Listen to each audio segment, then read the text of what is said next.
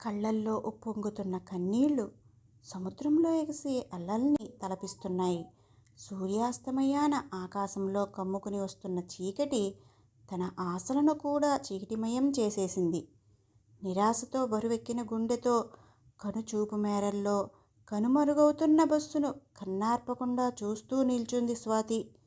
వెళ్ళిపోతున్న బస్సు కన్నా వేగంగా తన మనసులో ఆలోచనలు పరిగెడుతున్నాయి. పల్లెటూరికి చెందిన స్వాతి పై చదువుల కోసం సిటీకి వచ్చి హాస్టల్లో ఉంటూ చదువుకుంటుంది. ఉన్న ఊరికి దూరంగా ఒంటరిగా సిటీలో ఉంటూ చదువుకోవడం కుటుంబంలో ఎవరికీ ఇష్టం లేదు. కానీ ఆ చిన్న పల్లెటూరులో పెద్ద చదువులు చదివే అవకాశం లేదు. పైగా స్వాతి చదువు సామర్థ్యంతో సిటీలోని ఇంజనీరింగ్ కళాశాలలో సీట్ సంపాదించుకుంది. కాబట్టి మరో దారి లేక కుటుంబ సభ్యులు ఒప్పుకోక తప్పలేదు. పైగా అదే సిటీలో హాస్టల్కి కాస్త దూరంలో దగ్గరి బంధువులు ఉండడంతో వారి సహకారం కూడా ఉంటుందని భావించి కుటుంబ సభ్యులు ఎవరూ అడ్డు చెప్పలేదు. స్వాతి ఊరి నుంచి వచ్చి సిటీలోని హాస్టల్లో చేరి 2 ఏళ్లు గడిచాయి.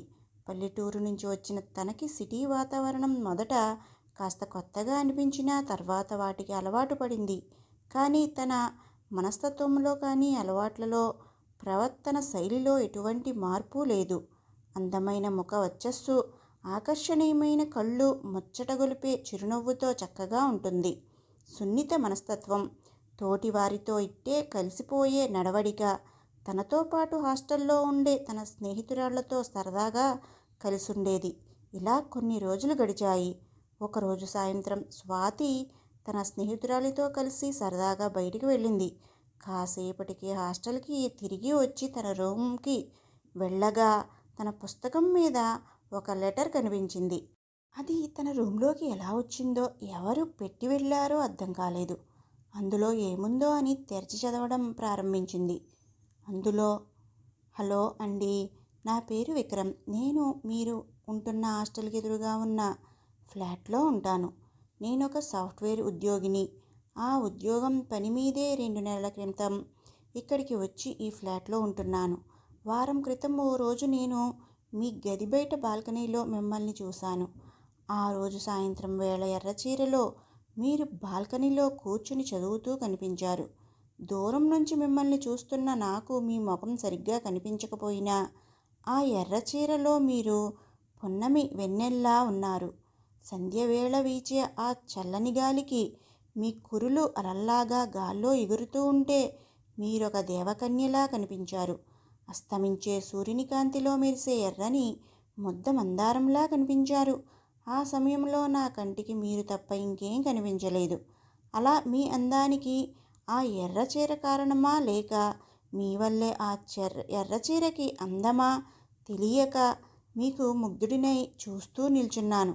అంతలోనే మీరు అక్కడి నుండి వెళ్ళిపోయారు. ఆ తర్వాత మిమ్మల్ని చూడ్డానికి రోజూ ప్రయత్నించాను. కానీ దూరం నుంచి చూశాను కాబట్టి మిమ్మల్ని నేను గుర్తుపట్టలేకపోయాను. నేను ఇక్కడికి వచ్చిన పని పూర్తయింది. రేపు నేను ఇక్కడి నుండి వెళ్ళిపోతున్నాను. వెళ్ళే ముందు ఒకే ఒక్కసారి మిమ్మల్ని దగ్గర నుండి చూడాలని, మిమ్మల్ని కలవాలని నా ఆశ. క్షమించండి, ఇందులో నాకే దురుద్దేశం లేదు. మిమ్మల్ని ఒక దేవతలా భావిస్తున్నాను. వెళ్ళే ముందు ఒక్కసారి మిమ్మల్ని చూసే భాగ్యం కలిగించమని కోరుతున్నాను. నేను మిమ్మల్ని గుర్తుపట్టలేను కాబట్టి నేనే వచ్చి మిమ్మల్ని కలవలేను. మిమ్మల్ని నేను చూడలేకపోయినా మీరుండే గది నేను చూశాను. అలా ఈ ఉత్తరాన్ని మీ గదికి చేరవేశాను. రేపు నేను బయలుదేరుతున్నాను. వెళ్ళే ముందు ఆ ఎర్రచీరలో మిమ్మల్ని చూడాలనుంది. నా విన్నపం తప్పుగా అనిపిస్తే మన్నించండి. ఒక్కసారి మిమ్మల్ని చూసి వెళ్ళిపోతాను. మళ్ళీ మీకు కనిపించను. మిమ్మల్ని ఇబ్బంది పెట్టను. రేపు సాయంత్రం 6ంటికి నా ప్రయాణం. ఎర్రచీరలో వచ్చే మీకోసం నేను బీచ్లో 1000 కళ్ళతో ఎదురుచూస్తూ ఉంటాను. విక్రమ్. ఆ ఉత్తరం చదివిన స్వాతి ముందు ఆశ్చర్యపోయింది. ఒక వ్యక్తి తనను ఇంతగా ఆరాధిస్తున్నాడా? తనని చూడడానికి ఎంతలా తాపత్రయపడుతున్నాడో అందుకు ఆ ఉత్తరంలోని అక్షరాలే సాక్ష్యం. ఒక్కసారి తనని దగ్గర నుంచి చూడాలని ఇంతలా ఆరాటపడుతున్న మనిషిని తను కూడా చూడాలనుకుంది. మరుసటి రోజు ఉదయం స్వాతిని కలవడానికి ఊరి నుంచి వాళ్ళ అన్నయ్య వచ్చాడు. అలాగే అక్కడే ఉన్న వాళ్ళ బంధువుల ఇంటికి వెళ్ళాల్సి ఉందని తనతో పాటు స్వాతిని కూడా అక్కడికి రమ్మన్నాడు. ఎలాగో సాయంత్రంలోగా తిరిగి వచ్చేద్దామని చెప్పేసరికి స్వాతి కూడా బంధువుల ఇంటికి బయలుదేరింది. అక్కడికి వెళ్ళిన తరువాత స్వాతి మాటల్లో పడి సమయం గమనించలేదు. ఒక్కసారిగా విక్రమ్ గుర్తుకు వచ్చేసరికి గడియారం చూసింది. సమయం 5 దాటింది. అంతే. తనకి ఓ ముఖ్యమైన పని ఉందని వాళ్ళ అన్నయ్యకి చెప్పి అక్కడి నుండి హడావిడిగా హాస్టల్కి బయలుదేరింది. కంగారు పడుతూ హాస్టల్లో తన రూమ్కి చేరుకుని తన సూట్ కేసులన్నీ వెతికింది. ఆ ఎర్రచీర కనిపించలేదు. రూమ్ అంతా వెతికి చూసింది. ఎక్కడా కనిపించలేదు. అంతలో ఒక అమ్మాయి స్వాతి రూమ్కి వచ్చి, స్వాతి, ఇందాక నీ ఫ్రెండ్ నీ కోసం వచ్చింది. తను ఫ్రెండ్స్తో కలిసి బయటికి వెళ్తుందట. నీ ఎర్రచీర కావాలని వచ్చింది. నువ్వు మీ అన్నయ్యతో కలిసి బయటికి వెళ్ళావని చెప్పాను. దాంతో తనే ఆ ఎర్రచీర వెతికి తీసుకుని వెళ్ళిపోయింది. నువ్వు వచ్చాక నీతో చెప్పమంది.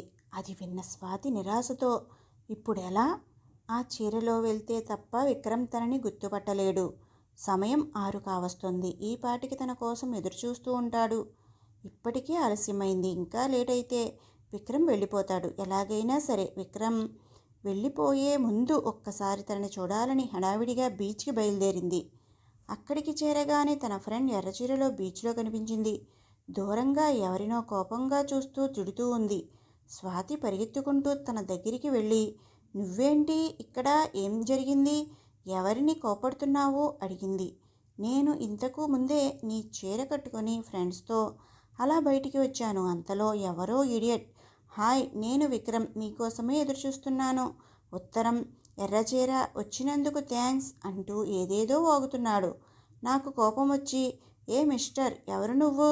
ఏంటి పిచ్చి పిచ్చిగా వాగుతున్నావు? ఇక్కడి నుంచి వెళ్తావా లేక పోలీసుల్ని పిలవనా అని 4 తిట్టి పంపించేశా అంది.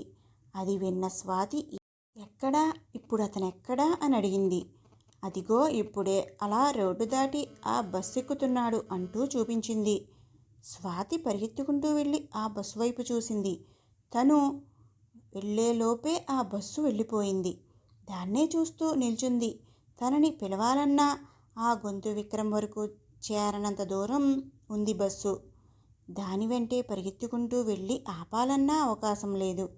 ఏమీ చేయలేని పరిస్థితి. ఆ బస్సు దూరం అయ్యే కొద్దీ ఏదో దూరమవుతున్న భావన, దేనినో కోల్పోతున్నానన్న బాధ. ఎంతో ఆశతో తనని చూడ్డానికి వచ్చిన విక్రమ్కి నిరాశే మిగిలింది. తనని కలవాలని వచ్చిన స్వాతికి మనసు కన్నీటి పర్యంతమైంది. బరువెక్కిన గుండెతో కంటికి కనుమరుగవుతున్న ఆ బస్సు మరింత దూరంగా వెళ్ళిపోయింది. విక్రమ్ కూడా కళ్ళపై పరుచుకున్న కన్నీటి తెరల్లోంచి ఆ బస్సు కూడా మస్కబారి కనిపిస్తోంది. స్వాతిని కలవడానికి వచ్చిన విక్రమ్కి నిరాశే మిగిలింది. విక్రమ్ని వెతుకుతూ వచ్చిన స్వాతికి మనసు కన్నీటి పర్యంతమైంది. నిరాశతో వెనుతిరిగింది. స్వాతి అలా కంగారుగా విక్రమ్ వెనుక పరిగెత్తడం చూసిన తన స్నేహితురాలు ప్రియ ఆశ్చర్యపోయి, స్వాతిని, ఏమైంది స్వాతి, ఎందుకలా పరిగెత్తావు? ఎవరతను? అతను నీకు తెలుసా అని అడిగింది. దానికి స్వాతి ఏం సమాధానం చెప్పకుండా శిలలా నిల్చుంది. అప్పుడు ప్రియ, నిన్నే స్వాతి, ఎందుకలా కంగారు పడుతూ వచ్చావు? అతని గురించి ఎందుకు అడుగుతున్నావు? అలా పరిగెత్తావేంటి అని అడిగింది. పరధ్యానంలో ఉన్న స్వాతి తన ఆలోచనల నుండి తేరుకుని మొహంలో నిరాశ కనబడకుండా చిరునవ్వు నటిస్తూ, ఏం లేదు ప్రియా, ఊరికే అలా అడిగాను అంటూ, పద, చీకటి పడుతుంది, వెళ్దాం అంటూ ఇద్దరూ బీచ్ నుంచి బయలుదేరారు. 2 సంవత్సరాల తరువాత స్వాతి తన చదువు పూర్తి చేసి సిటీలో ఉంటూ ఉద్యోగం చేస్తూ సెలవు రోజుల్లో తన ఊరికి వచ్చి వెళ్తూ ఉంటుంది. ఒకరోజు వాళ్ళ నాన్న నుంచి ఫోన్ వచ్చింది. ఫోన్లో, స్వాతి, ఆ అబ్బాయి వాళ్ళు ఫోన్ చేశారు. అదే గత వారం మన ఇంటికి పెళ్లి చూపులకి వచ్చారు కదా, వాళ్ళకి నువ్వు నచ్చావంట. అబ్బాయికి ఏదో ఇంపార్టెంట్ పని ఉండి రాలేకపోయాడు. కానీ తను నీ ఫోటో చూశాడంట. నీకు కూడా అబ్బాయి ఫోటో పంపించాను. దానికి ఇప్పటిదాకా నువ్వేం సమాధానం చెప్పలేదు. మీ ఇద్దరూ ఒకరినొకరు చూసుకోలేదు, మాట్లాడుకోలేదు. అందుకే ఒకసారి మీ ఇద్దరూ కలిసి మాట్లాడితే మంచిదని వాళ్ళు అంటున్నారు. నువ్వొక మాట చెప్తే నేను వాళ్ళకి కబురు చేస్తాను. నీకు ఇష్టమైతేనే. ఆ అబ్బాయికి కూడా నిన్ను కలవడానికి అభ్యంతరం లేదంట అన్నారు. దానికి స్వాతి, అదేం లేదు నాన్న, మీకు నచ్చాడు కదా అంటే చాలా మంచి సంబంధమే అయ్యుంటుంది అని చెప్పింది. అందుకు వాళ్ళ నాన్న, సరే మరి ఆ అబ్బాయిని కలవడానికి నీకు ఏ అభ్యంతరం లేదు కదా, వాళ్ళకి ఓకే చెప్పేయినా. కొన్ని క్షణాలు స్వాతి నిశ్శబ్దం వహించి, సరే మీ ఇష్టం నాన్న అని ఫోన్ పెట్టేసింది. 2 సంవత్సరాలు గడిచినా స్వాతి విక్రమ్ని మర్చిపోలేకపోయింది. తన ఉత్తరం, తన జ్ఞాపకాలతో రోజులు గడుస్తున్నాయి. మనసులో ఇంకా విక్రమ్ ఉన్నా తనని కలవలేక, మరిచిపోలేక, తల్లిదండ్రుల మాట కాదనలేక ఇష్టం లేని పెళ్లికి అంగీకరించింది. మరి కాసేపటి తరువాత స్వాతికి మళ్ళీ వాళ్ళ నాన్న దగ్గర నుంచి ఫోన్. లిఫ్ట్ చేయగానే, స్వాతి, వాళ్ళకి ఫోన్ చేసి చెప్పేశారు. ఆ అబ్బాయికి కూడా ఓకే అంట. కాకపోతే రేపు కలవడానికి తనకి వీలు లేదంట. ఎల్లుండి కలుస్తానని చెప్పాడు. తనే సిటీకి వచ్చి నిన్ను కలుస్తా అన్నాడు అని చెప్పారు. అందుకు స్వాతి, సరేనన్నా, ఎల్లుండి అయితే నాకు కూడా ఓకే అని చెప్పేసింది. మరుసటి రోజు ఉదయం స్వాతికి తన స్నేహితురాలి దగ్గర నుండి ఫోన్. హలో స్వాతి, ఎక్కడున్నావు? ఈరోజు మన ప్రియ పెళ్ళి, వస్తున్నావుగా, తప్పకుండా రావాలి అని మనకి మరీ చెప్పింది. త్వరగా రెడీ అయ్యి వచ్చేయి, నీకోసం ఎదురు చూస్తుంటా. రెడీ అవుతున్నా, కాసేపట్లో బయలుదేరతా అని స్వాతి రెడీ అనవడంలో నిమగ్నమైపోయింది. స్వాతి వాళ్ళ నాన్న మాటని కాదనలేక ఆ అబ్బాయిని కలవడానికి ఒప్పుకుంది. అబ్బాయి కుటుంబానికి అమ్మాయి, అమ్మాయి కుటుంబానికి అబ్బాయి నచ్చడంతో ఇక వీళ్ళిద్దరూ కలిసి ఒకరినొకరు నచ్చితే ఇక పెళ్లి ఏర్పాట్లు చూద్దామని 2 కుటుంబాల వాళ్ళు నిశ్చయించుకున్నారు. మరుసటి రోజు స్వాతి తన స్నేహితురాలు ప్రియ పెళ్లికి వెళ్ళడానికి రెడీ అయి బయలుదేరింది. దారిలో ప్రియ కోసం గిఫ్ట్ కొనడానికి వెళ్ళింది. షాప్కి వెళ్ళాక స్వాతి అక్కడ ప్రియ కోసం ఒక మంచి గిఫ్ట్ సెలెక్ట్ చేసింది. ప్యాక్ చేయిస్తూ ఉండగా అక్కడికి ఒక అబ్బాయి వచ్చాడు. స్వాతి తీసుకుంటున్న గిఫ్ట్ చూసి ఆ షాప్ అతన్ని అడిగాడు. ఇది నేను తీసుకున్నది, ప్యాక్ చేయమని చెప్పి వెళ్ళాను అన్నాడు. అప్పుడు స్వాతి, హలో, ఇది నేను సెలెక్ట్ చేసుకున్నాను, ఇది నాది, మీరు తీసుకున్నది ఇలాంటిదే మరొకటి అయ్యుంటుంది అని చెప్పింది. అప్పుడు అతను, లేదు, ఇలాంటిది ఈ షాప్లో ఇదొక్కటే మిగిలి ఉందని చెప్పారు. సో ఇది నేను తీసుకున్నదే, మీరు మరొకటి చూసుకోండి అన్నాడు. అయ్యుండొచ్చు, కానీ ఇది నాకు బాగా నచ్చింది. ఇప్పుడు ఇది నేను ప్యాక్ చేస్తున్నా, ఇది నాది, కావాలంటే మీరే వేరే ఏదైనా తీసుకోండి అంది స్వాతి తన దగ్గర నుంచి ఆ గిఫ్ట్ తీసుకుంటూ. అంతలో తన చేతిలో నుంచి ఆ గిఫ్ట్ జారి కింద పడి పగిలిపోయింది. ఆ శబ్దం విన్న షాపు యజమాని వచ్చి విషయం తెలుసుకున్నాడు. అప్పుడు అతను స్వాతితో, సారీ మేడం, ఈ సార్ ఇందాకే మా షాప్కి వచ్చి ఈ గిఫ్ట్ సెలెక్ట్ చేసి ప్యాక్ చేయమని చెప్పి వెళ్ళారు. ఆ విషయం మా సేల్స్ మ్యాన్కి తెలియక మీకోసం ప్యాక్ చేయబోయాడు. సారీ ఫర్ ద కన్ఫ్యూజన్, ఇది అతనే ముందు తీసుకున్నారు అన్నాడు. ఆ మాట విన్న స్వాతి తప్పు తనదే అని తెలిసి ఆ అబ్బాయికి సారీ చెప్పింది. అతను ఆ పగిలిన గిఫ్ట్ వంక చూస్తూ, నేను ముందే చెప్పాను, విన్నారు కాదు.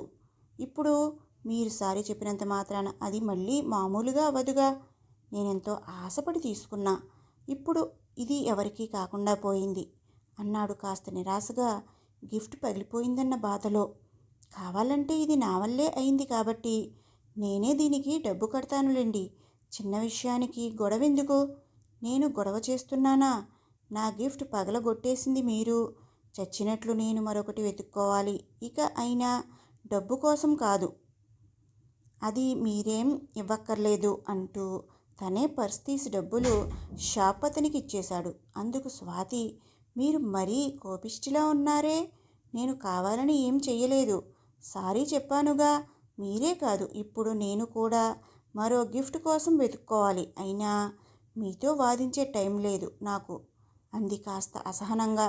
నేనేం కోపిష్టిని కాను, అయినా మీతో వధించాలని నాకు ఏం ఇంట్రెస్ట్ లేదు అంటూ ఇద్దరూ బయటికి వచ్చేశారు. స్వాతికి అంతవరకే ఆలస్యం అవడంతో త్వరగా బయలుదేరి వెళ్ళిపోయింది. ఇటు ఆ అబ్బాయి కూడా కార్ స్టార్ట్ చేసి బయలుదేరాడు. అంతలో తన ఫోన్ మోగింది. లిఫ్ట్ చేశాడు. హలో నాన్న, చెప్పండి. నేను డ్రైవింగ్లో ఉన్నాను.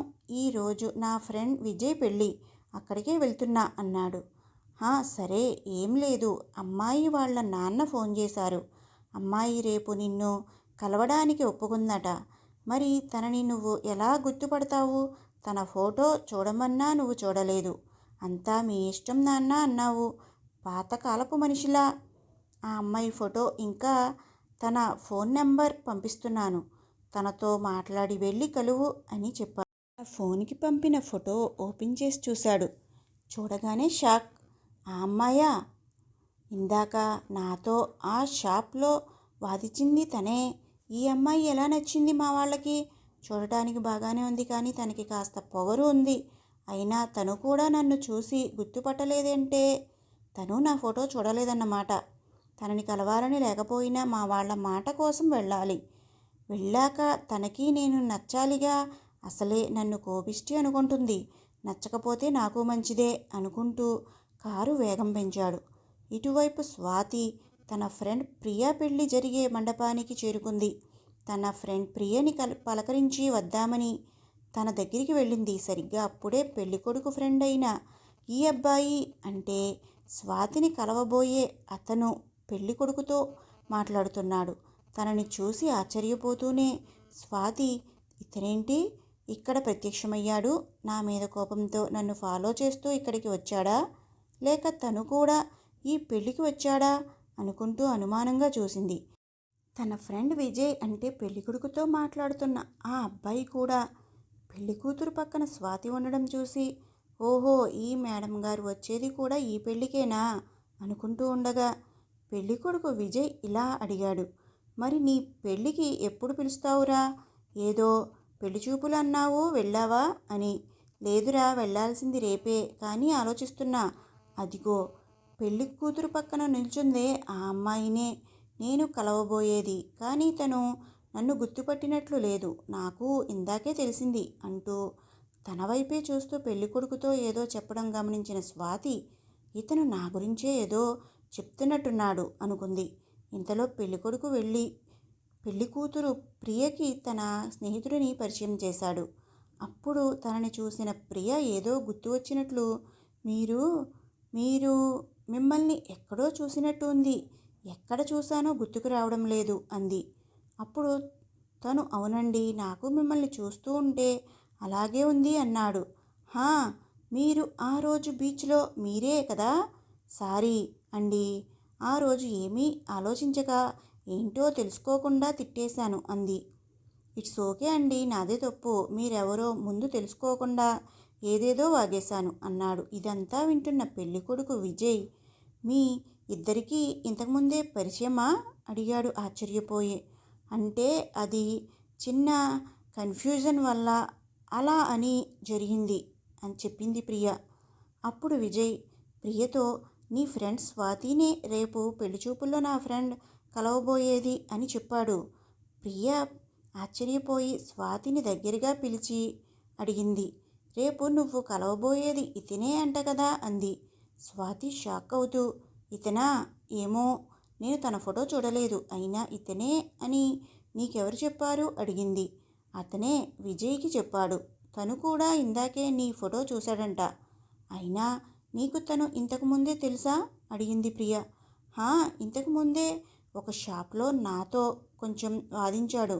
కాస్త తిక్క మనిషి ఏమో అంది వాళ్ళకి వినిపించకుండా. లేదు స్వాతి, నేను కూడా తన గురించి ఒకప్పుడు తప్పుగా అనుకున్నాను, కానీ చాలా మంచివాడు. విజయ్కి బెస్ట్ ఫ్రెండ్ అంట.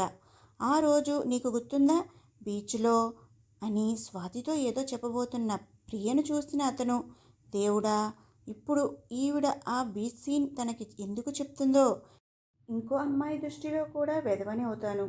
అసలే నేనంటే ఇష్టం లేనట్టుగా ఉంది అనుకుంటూ కాస్త ఇబ్బంది పడుతూ, ప్రియగారు, ఇప్పుడు అదంతా ఎందుకులేండి, వదిలేయండి అని చెప్తున్నా వినకుండా ప్రియ స్వాతితో చెప్తూ ఉంది. అదే ఆ రోజు నువ్వు బీచ్కి వచ్చేలోపు ఒక అతను వచ్చాడు. నాతో ఏదేదో చెప్తే తిట్టి పంపించేశాను అన్నానే, అతనే ఇతను అంది. ఇక ఈవిడ ఆపేలా లేదు. పరువు పోయే ముందు ఇక్కడి నుండి వెళ్ళిపోవడమే మేలు అనుకుంటూ వెనుదిరిగి వెళ్ళిపోతున్న అతనికి వెనక నుంచి విక్రమ్ అనే పిలుపు విని వెనక్కి తిరిగి చూశాడు.